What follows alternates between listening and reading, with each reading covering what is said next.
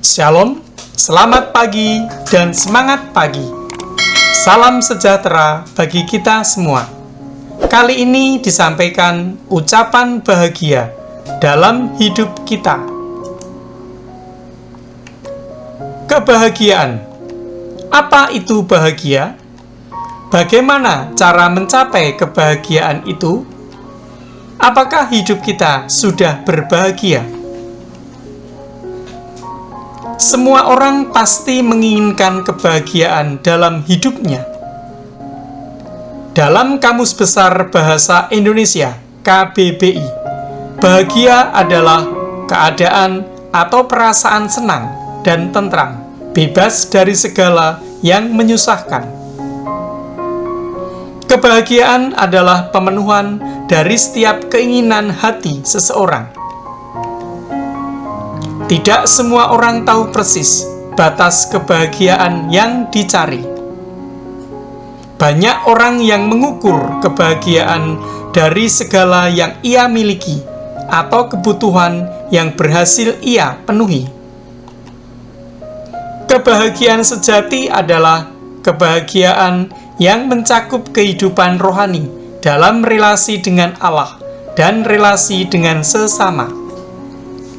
Ucapan bahagia dari Injil Matius bab 5 ayat 1 sampai 12. Ketika Yesus melihat orang banyak itu, naiklah ia ke atas bukit, dan setelah ia duduk, datanglah murid-muridnya kepadanya.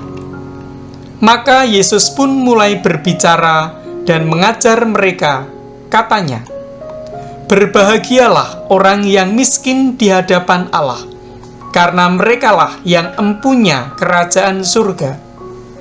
Berbahagialah orang yang berduka cita, karena mereka akan dihibur.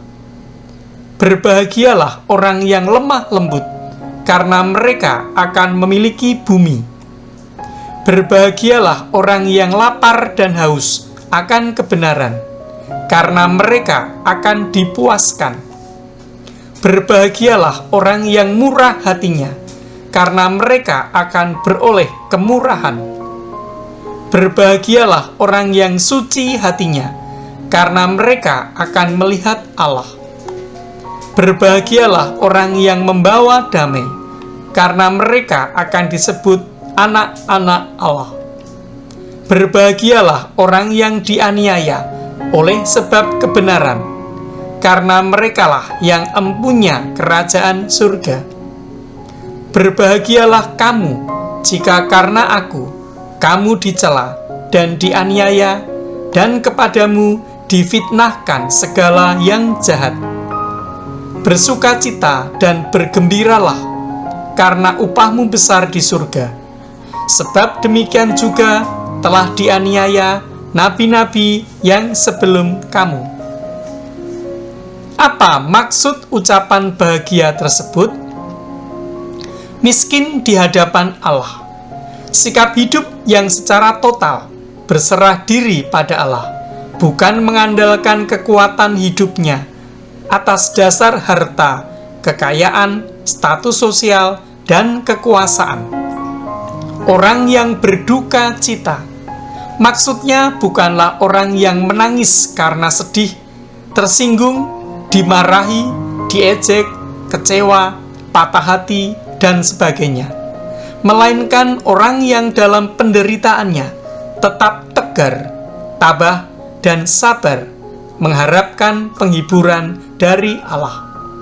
Orang yang lemah lembut, orang yang rendah hati, tidak mengumpat, tidak mengancam orang lain, tidak bereaksi keras bila dihina dan dilukai hatinya, melainkan menantikan pertolongan dari Allah.